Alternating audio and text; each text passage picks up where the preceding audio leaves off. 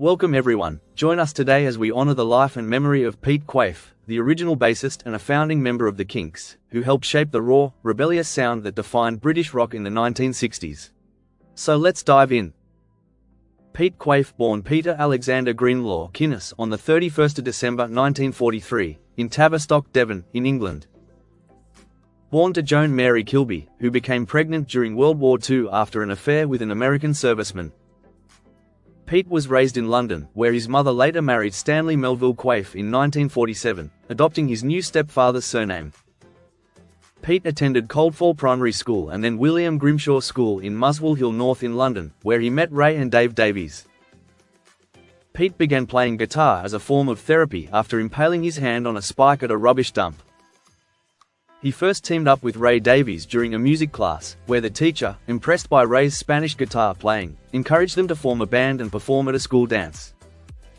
Dave Davies, known more for his wild reputation than his family ties, joined the group, along with drummer John Start. Pete eventually moved to bass guitar, after what he claimed was a rigged straw-drawing contest by the Davies brothers.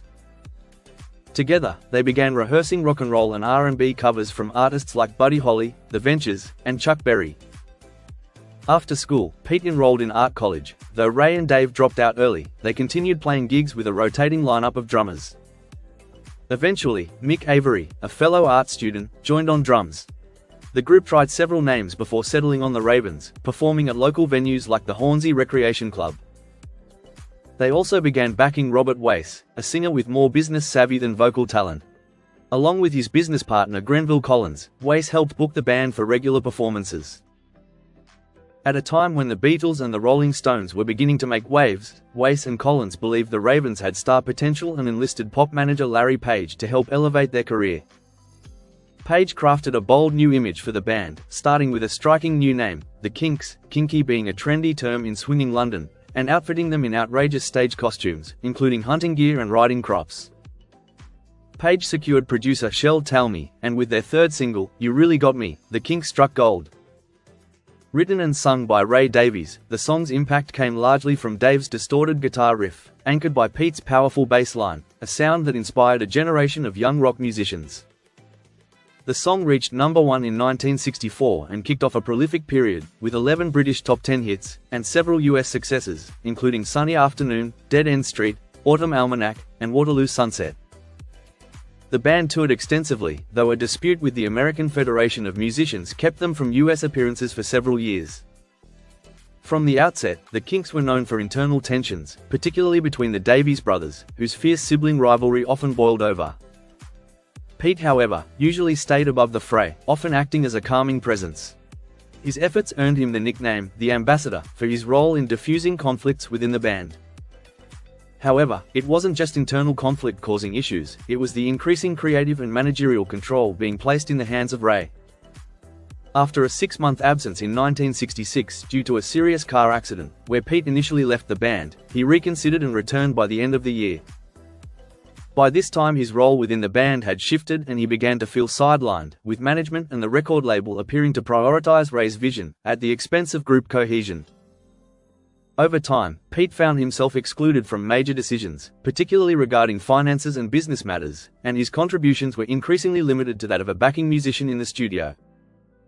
Despite these challenges, one of Pete's most meaningful experiences with the band came during the recording of The Kinks at the Village Green Preservation Society in 1968, where Pete's role became more prominent, and he even adapted a Bach-inspired bass line for one of the tracks.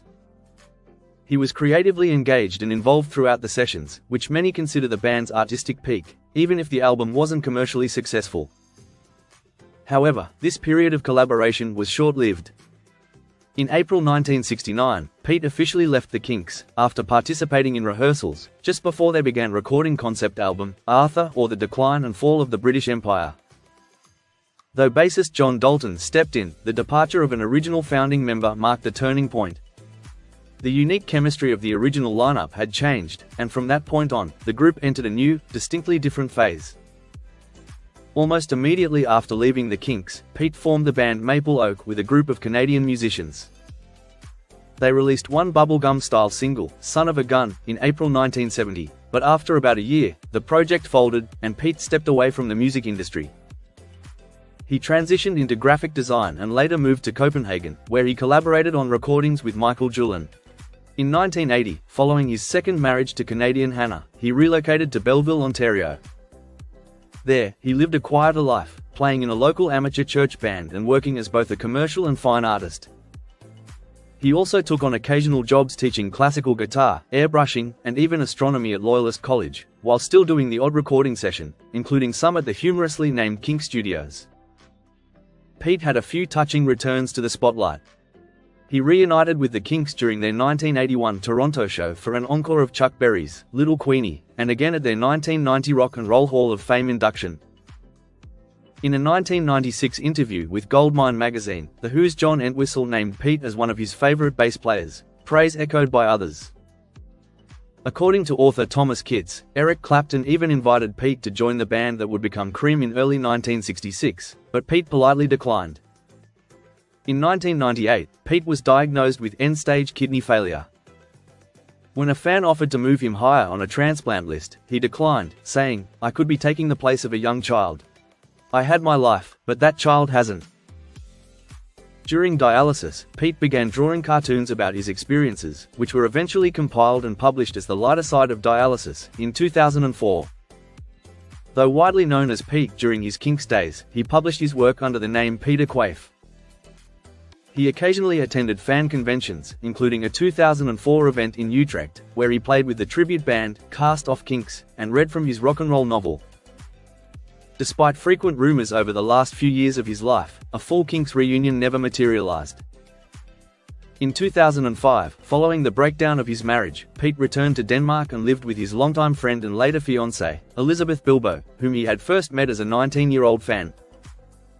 After his passing, his long-awaited novel Veritas Volume 1, a fictional tale based heavily on his time with the Kinks, was finally published in 2013, preserving his sharp wit and vivid storytelling for generations to come. Sadly, on the 23rd of June 2010, at the age of 66, Pete Quaife passed away from kidney failure after over a decade of undergoing dialysis. He was survived by his partner, Elizabeth, and his daughter, Camilla, from a previous relationship. And there you have it. Though Pete Quaife may have left this world too soon, his music and spirit live on through the unforgettable sound of the Kinks. Beyond the music, he was a gentle soul with a sharp wit and a kind heart, whose legacy continues to inspire. Thank you for watching. Don't forget to like and subscribe for more videos on iconic artists, just like this. Take care and bye for now.